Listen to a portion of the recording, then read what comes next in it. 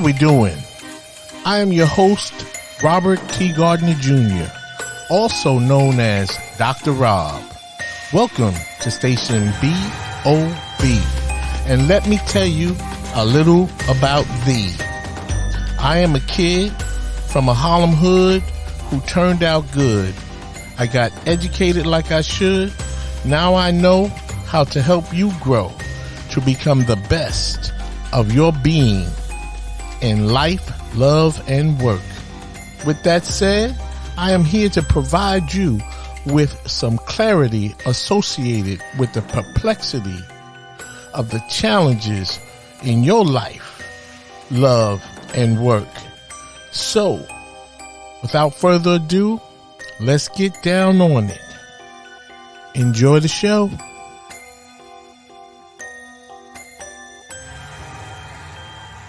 Hey now, how we doing? Welcome once again, my friend, to Station BOB, where you listen to learn how to become the best of your being in life, love, and work. And of course, I am your host, Dr. Rob. How we doing? It has been a minute since my last podcast. Unfortunately, I had a flood at the crib into the podcast studio, and it led to some major setbacks for the podcast, just in terms of me being able to produce podcasts as frequently as I would like to. And so, from the words of a great song by Michael Jackson, could it be I stayed away too long? Did I leave your mind while I was gone? Well, I certainly hope not. As a matter of fact, I am sure that I did not leave your mind when I was gone.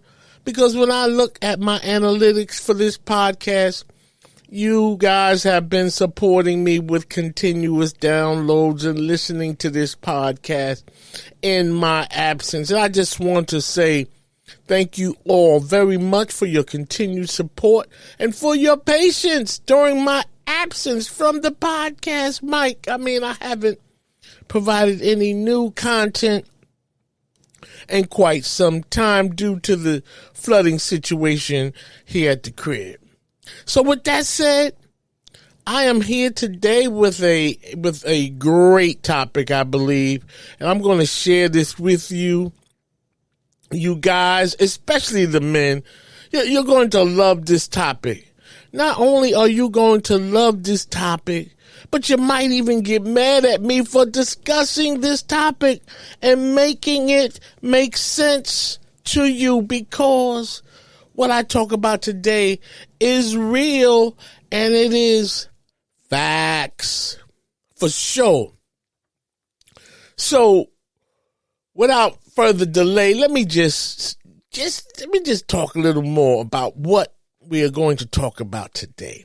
The topic today is that crying is the key to happiness. That's right, I said it. Can you imagine that? That crying is the key to happiness? Now, before I get down on it regarding this topic, I must say that when I discuss a topic, I like to provide the data, statistics, facts, and other documentation to provide credibility, and truth to my content. However, today I do not have the link information for the video of which I learned about the idea that crying is the key to happiness. So what I'm going to discuss with you, I'm going to try to locate the link or the name of that video so on my next podcast I can share it with you, because it is imperative that you be able to see this for yourself. And now it is time to take a deep dive into the topic. Crying is the key to happiness. Say what?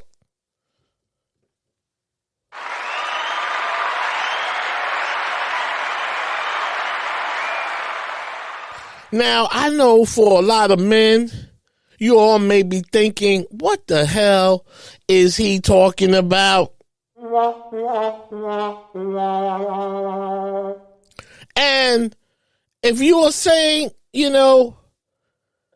that you don't understand why I'm talking about this or what I'm talking about, as I move through this discussion, you will find out exactly what I am talking about. This is important information because for centuries, even up through our current time, it is, pretty much forbidden for young boys and men to cry. I mean, as fathers, I'm a father, but I don't raise my son or daughters not to cry. But that seems to be the prevailing culture, in our society today. And it is considered not the manly thing to do. Unfortunately, gentlemen, I have to tell you that could not be further from the truth. As a matter of fact, raising our boys, and I'm not trying to tell you how to raise your sons and daughters. That's not what I'm doing here. What I'm trying to do is enlighten you regarding a natural bodily and human function to cry. And so, let me just say this again. This could not be further from the truth. As a matter of fact,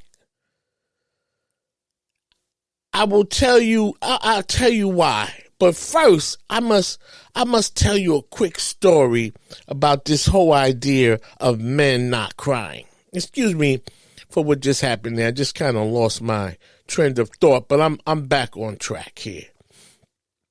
And so this is a bit of history regarding, our culture and what it has to do with the idea of crying. And so once upon a time, this is a true story, in America, there was a pretty famous family during the 50s, 60s, and some of the 70s known as the Kennedys. And you remember President John Kennedy, his brother Robert Kennedy, and the sometimes infamous Ted Kennedy. And as a matter of fact, Robert Kennedy's son is running for president in the upcoming 2024 presidential election, just to give you the latest on the Kennedy family, okay? So now, back to the story. Back in the day, like during the 40s, 50s, and 60s, the Kennedy family was associated with a lot of tragedy within their family regarding people, dying by assassination or just, some sudden incidents in life. And so the first major death in that family that I learned about had to do with the oldest son of the Kennedys. There was Joseph Kennedy, John Kennedy, Robert Kennedy, and Ted Kennedy. I believe those are like the four famous Kennedy boys who were, the presidential material of the 50s, 60s, and probably into the 70s. Okay. And so as I was saying, the first major death that I learned about regarding the Kennedys, before I knew about what their, legacy was, so to speak, the oldest son of the Kennedys, Joe Kennedy, he was dubbed, by their powerful father, Joseph Kennedy Sr. He was the so-called golden boy, so to speak. And his father, because of his wealth, he had ambitions for his son Joseph to become the president of the United States after he completed his military duty with the Army, I believe. That was his branch of service. Because see, back then in the 40s and the 50s, if you were like a war hero, that could catapult you into the presidency. Like, I think Truman, excuse me for my not knowing in this case, but there was a president or two during this time who had become president in connection with his respective military service. And so Joseph, the son, he himself also wanted to be the president of the United States, to soothe his ego and to please his father. And so to make a long story short, Joseph Kennedy died during a special mission in the Army just before he was to complete his final tour of duty.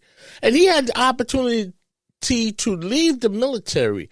However, with the idea and the notion that it would boost his candidacy for the presidency of the United States, he volunteered for a top secret, dangerous mission, which was to drop some bombs over Germany, during, I believe, World War II.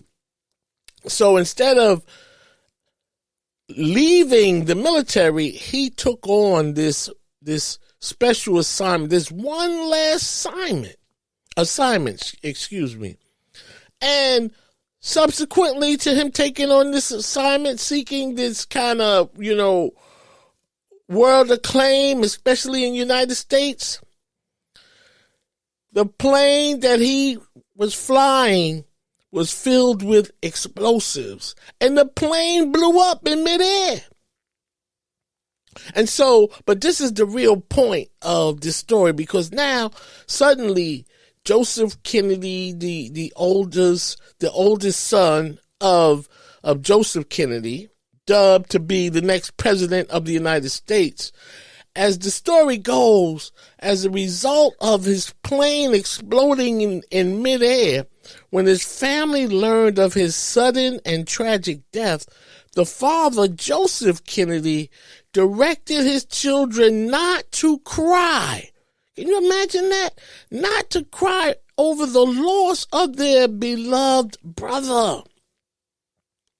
So not only could the men not cry, but the women were not allowed to cry. In the eyes of the father, that was deemed as a weakness. And so, I do not know about you, but man or no man, that is insane. That your father would direct his entire family not to cry after the sudden death of their loved one. I mean, picture that. And so I tell you this story because that happened way back in the 1940s. Sometime, during or after World War II. And I just wanted to give you a profound example of how long and how deep that mythological perspective of men are not supposed to cry has been in existence. And as a therapist and soon to be doctor, I can tell you that is devastating to the infrastructure of a man, of a little boy, to not express, not to, go through your emotions. Personally, no disrespect at all towards the Kennedys, but that is an insane thing to do to your entire family. And they always, had a large family back then of men, women, and their respective, grandchildren, and so on. Now, I said all of that to now tell you about why and how crying is the key to happiness. But I just wanted to kind of give a, historical foundation as to how long, and it goes back even further than that, but how long this notion, this myth that men are not supposed to cry.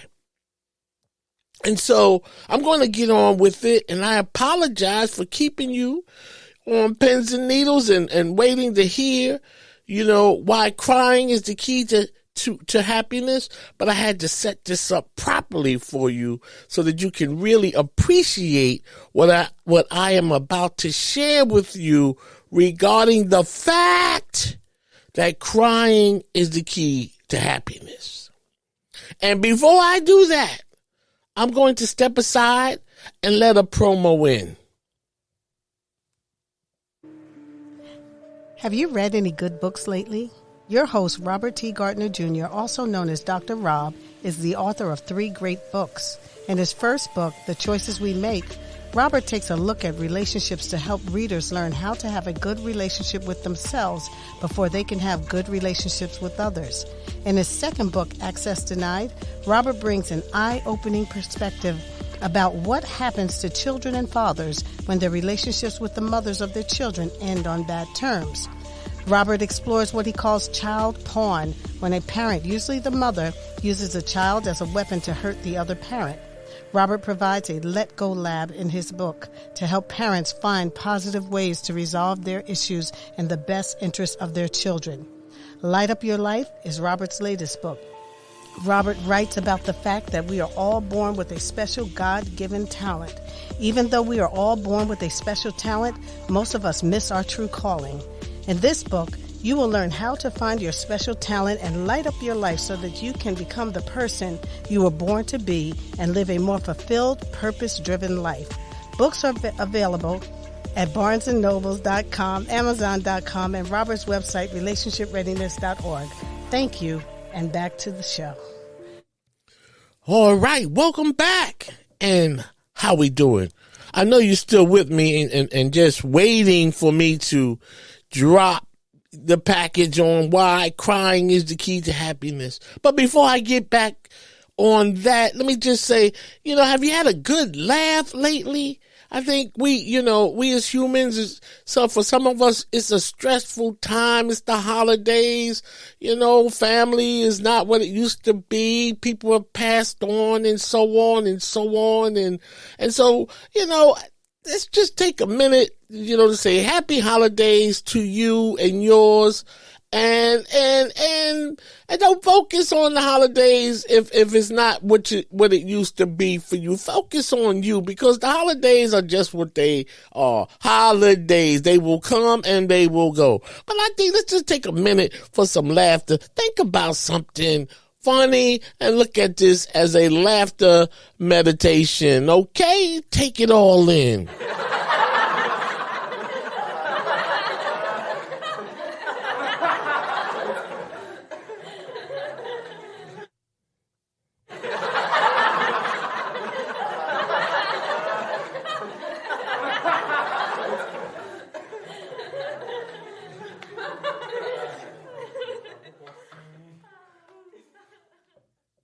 All right, can you feel it? Did you hear her at the end? She said, when you make that sound, when you laugh and you go, whatever you're laughing about was really funny to you. And so, back to the topic. Crying is the key to happiness. So now, as you all may know, Dr. Rob, me, I am a PhD student. And so, I say that not to brag or boast, but just to kind of give you the context of, which I'm talking about as it relates to this subject and how I came to learn about this. So during one of my classes this fall semester, sometime in October, we had an assignment. And this assignment required the class to watch this short video. As a matter of fact, I think that might be the name of the video, short video.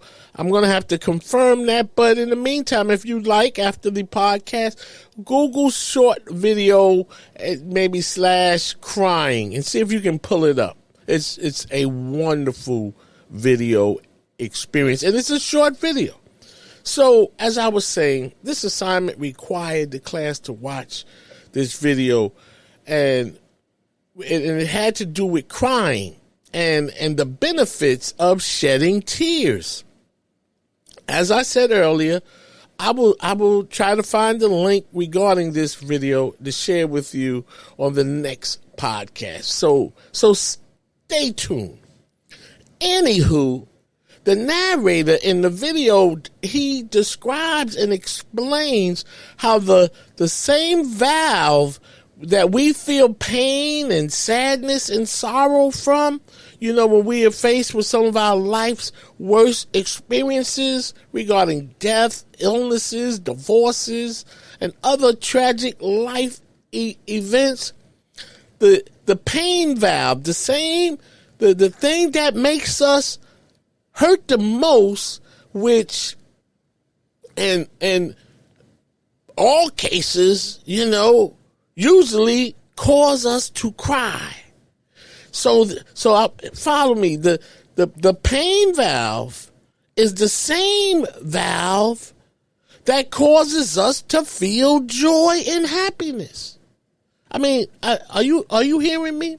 The same valve that causes us to feel the pain and sadness and sorrow, based on events in our lives, is the same valve that helps us to feel joy and happiness when we have wonderful life experiences.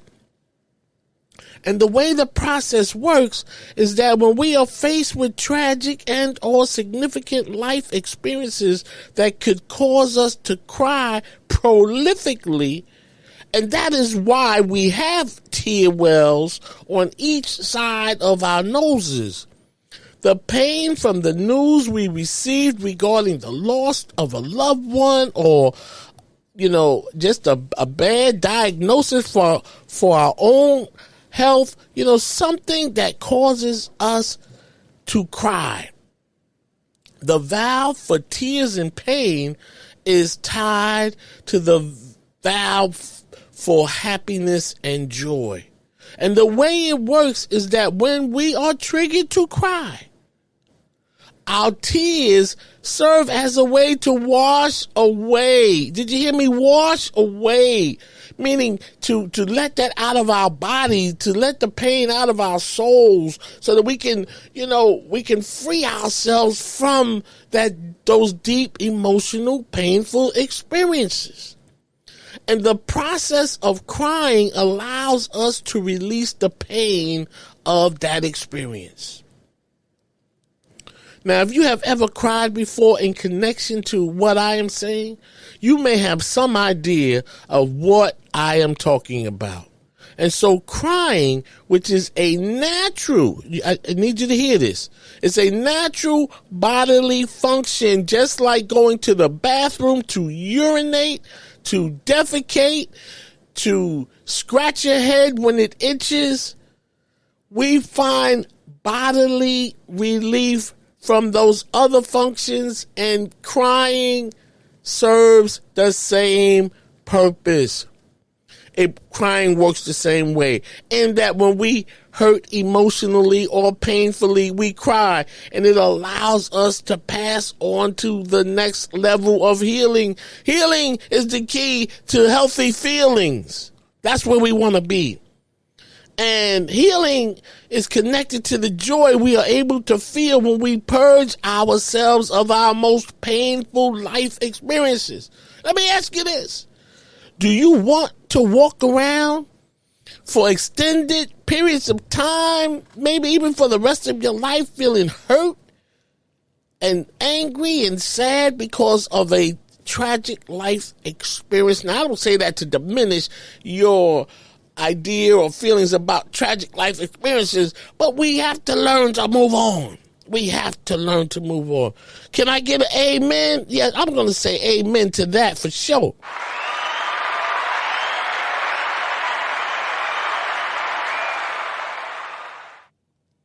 Like I said earlier, the pain valve is the same valve as the joy valve, and it can be activated easy upon crying and releasing the emotional hurt you feel after tragic life experiences. Now, whereas on the other hand, when we do not cry, follow me, check this out. When we suppress our feelings and our real emotions, then they tend to fester inside of us. And when they do come out, they come out in unhealthy ways. in terms of how we may feel inside, how you may behave towards yourself and others for extended periods of time, and how you may be stuck in a bad place holding on to those feelings that you never allowed yourself to release so you can move past the pain of that life experience. Now, this is facts, not my opinion. I need you to think about this for your own good, because this is a healthy way to heal from your own pain related to your own tragic life experiences. I need you to hear me. I mean, can you feel it? That's what I want to know. Can you feel it? Have you ever heard the phrase after a family member of a friend, that person might still be, devastated for an extended period of time over the loss of a loved one, and someone will say, or even a mental health professional will say, that he or she did not mourn or properly mourn the death or the loss of their parent or other loved one. Well, this is what that means. You have to cry it out in order to get back to the business of the life you live. Life is supposed to be good, and we are not supposed to be walking around hurting for years. If you live, you will experience some pain, some loss, some breakup with a person you love so much to be loved. You may lose your job. Your spouse, your partner may lose his or her job. Somebody may get a serious diagnosis, and on and on and on. But we must find a way to move forward, as you still have a life to live, love to give, and places for go. Not to mention that it's the holidays. Merry Christmas, okay? The evidence is there. You may have to find this on your own, and that may be a good idea for you to see it for yourself. Have you ever heard the phrase, that he or she made lemon out of lemonade? Well, that is what this is all about. Taking your worst life experiences and turning your pain into purpose. That is what happens when you are able to mourn properly, cry. It helps you to overcome your worst life experiences.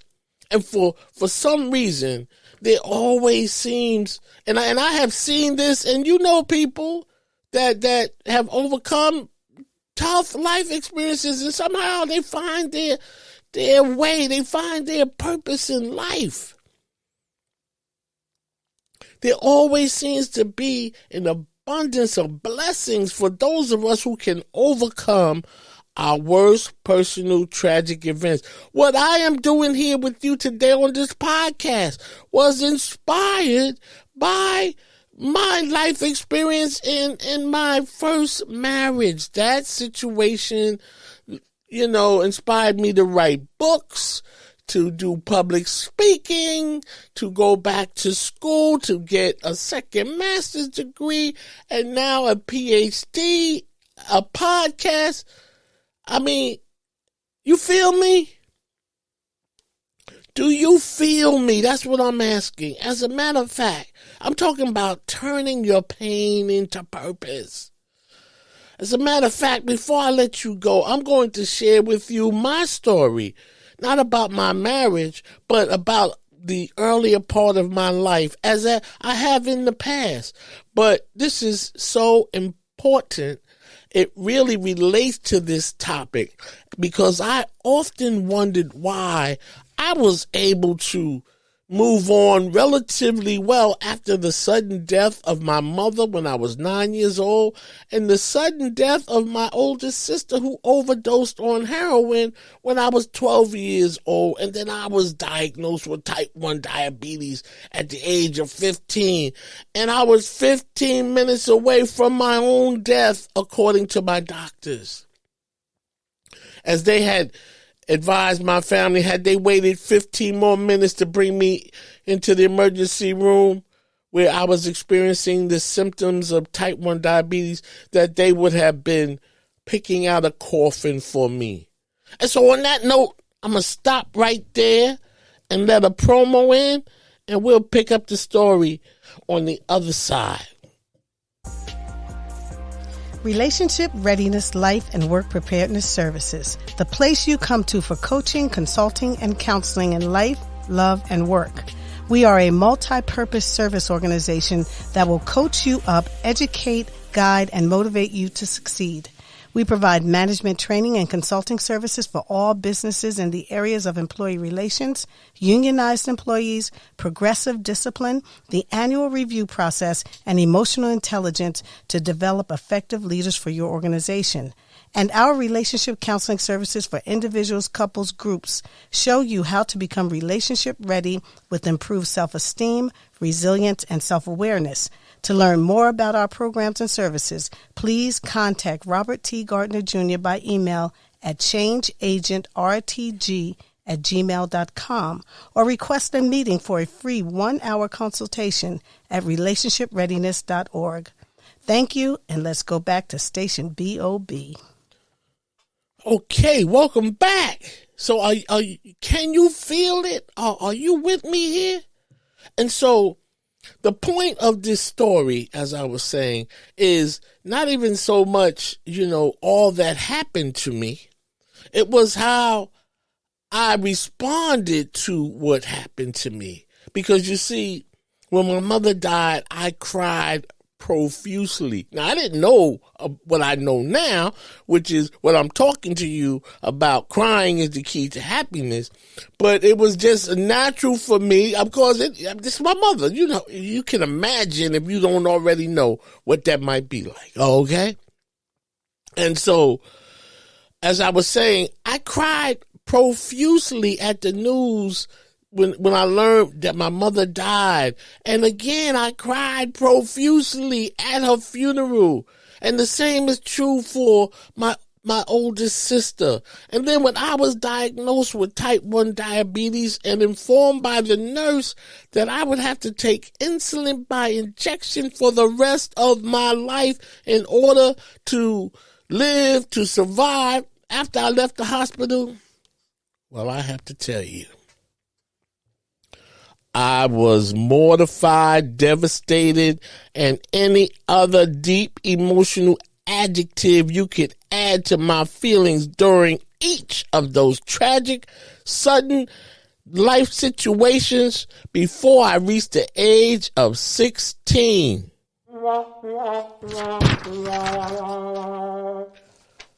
But what I know now, as I have often wondered, is that, I cried, as I said, profusely related to all those situations. And you should know, my mother and my sister, they meant the world to me, especially back then. I was just a mere child. But I found out that, because as I was saying, I think I handled those situations without even knowing, but because of crying, very well. And I say that when I look back over the years, how others have handled similar situations and have not been able to get through like in a wholesome, robust way, because they suppressed their feelings. And so, as I was saying, I found, because I often wondered, how was I able to get through those situations as well as I did, although they were tough? But I got through. My mother would be proud. My sister would say, "You did it, boy, you did it." And so I found that it was the fact that I cried, and I learned that from this video. And I released that that pain, the pain from those experiences. And that allowed me, to go forward and get to the joy of my life in a healthy and robust fashion, as my mother and my sister would have wanted me to do so. So remember, the same valve that we feel pain and deep emotion is the same valve that we feel the great joy and happiness in life. But the only way to unlock the joy is to first feel the pain, go through the pain. That's it has to. You have to do that. Go through it, walk through it, sit through it, cry through it, talk to somebody through it. You feel me? In order to get to the joy, you must first pass through the pain. Do not be afraid to experience your emotions. They are, after all, by golly, your emotions. They are part of you, just like your eyes, hands, arms, legs, feet, and toes, along with the rest of your body. Stop playing. Crying is a good thing, and it is the key to happiness. And I say to you in closing, I'm not telling you how to raise your sons and daughters. I'm not telling you how to be a man or to be men. But what I am telling you is that crying is good. And it is a natural bodily function, like taking a shit or a good piss. And I dare you to try crying at your next tough life experience, because you will have another tough, perhaps even tragic. I don't wish this upon you or me or anybody. I'm just saying that that's how life goes. And so I dare you to cry at your next tough, or as a result of your next tough life experience, and watch how you are able to overcome what may seem like an insurmountable thing to achieve. But unless you want to walk around for the rest of your life hurting and being angry and regretful and resentful and all of the other negative emotional feelings, then cry about it. Release that pain before it dries up inside of you and becomes the cause of your pain in your relationships with yourself and your wife, your girlfriend, your brothers, your sisters, your children, and others, the people at work that you may mistreat because you've been allowing this pain to be locked up inside of you. Like I said, that may lead to more painful experiences that you can avoid simply by crying to get to the joy of your life. And on that note, I'm going to leave that right there. Yes, I am. I'm going to leave that right there. And I want to thank you so much again for your support in my absence. We are back in action. Everything is cool. I feel blessed. Just had to deal with some challenges at the crib, but we good. And I want to thank you for riding with me today and in the past, wherever you are and whoever you are. And remember, love is not supposed to hurt, and life is good even when it ain't. Peace in the Middle East and Ukraine too.